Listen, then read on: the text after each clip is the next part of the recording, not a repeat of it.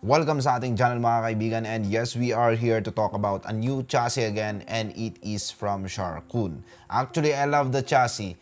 The design is quite reminding me yung mga batch ng Raven chassis ng Silverstone way back almost 10 years ago. So, yun yung mga nakita natin or nasilip natin dito dahil inverted po yung kanyang setup, vertical yung pagkaka-setup ng video card. It's quite unique nowadays. Bibihira na po yung mga ganitong setup or design, and it's good to see it with Sharkoon Rev220. Pag-usapan natin if it's still effective or pagdating sa temperature, will it be a really very good chassis that you may have. For more videos like this, feel free to subscribe. This video is brought to you by SCDKey, the best website that you may visit in terms of very affordable deals and best offer para sa application softwares, games, and yes, operating system.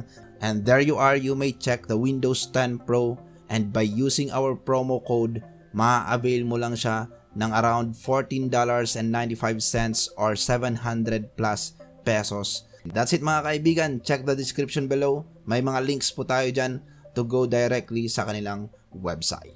Okay, so uunahin natin yung design. Overall, pagkatingin mo pa lang sa chassis, it comes with this vertical mount. Inverted setup is nauso nung panahon ng Silverstone Raven series.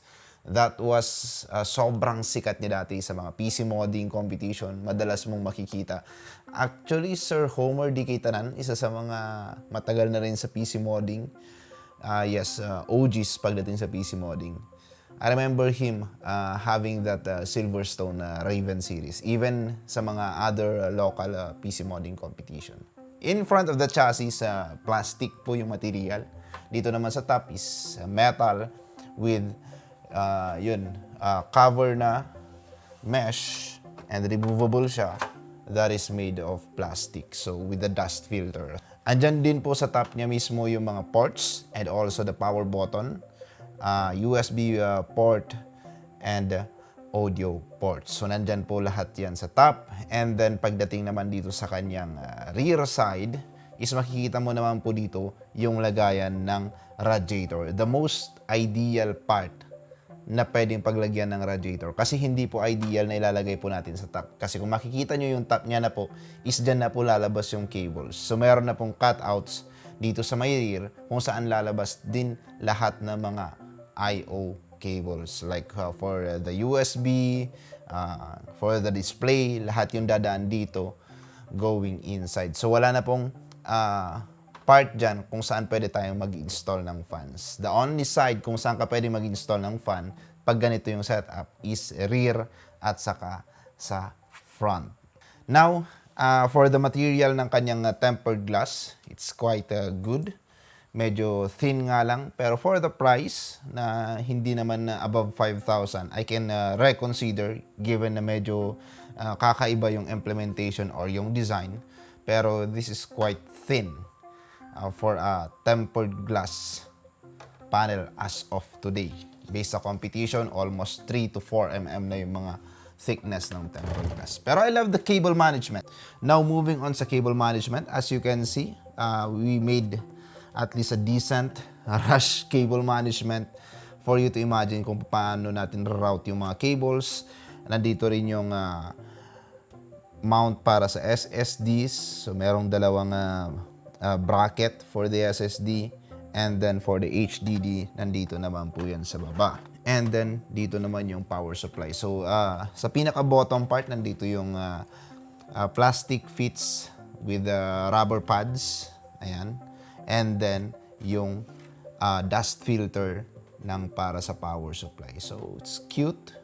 Oh, by the way, meron po siyang kasamang fan hub na para sa ARGB support. So, meron na po siyang ARGB hub. This is one of the lacking part ng isang chassis.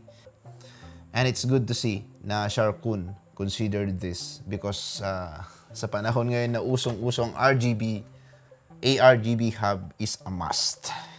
How do we find the chassis? It's very good pagdating sa design. Pagdating sa material, Uh, Fairly good enough. Not that thick, not that 0.7 mm thickness, pero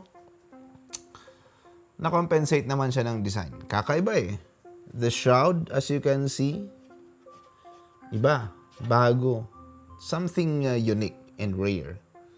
Pero, when we did the benchmark, wow, the benchmark results tells you that this is not really a very good chassis pagdating sa temperature, especially if you will be using air cooler. Netong chassis na to, pagdating sa performance, it's ideal na pag ganito yung chassis mo, it should be a water-cooled or at least liquid cooling system. Or kung gusto mo talaga itong chassis, then you should consider na dapat yung residence mo is somewhere Baguio or outside the country na malamig.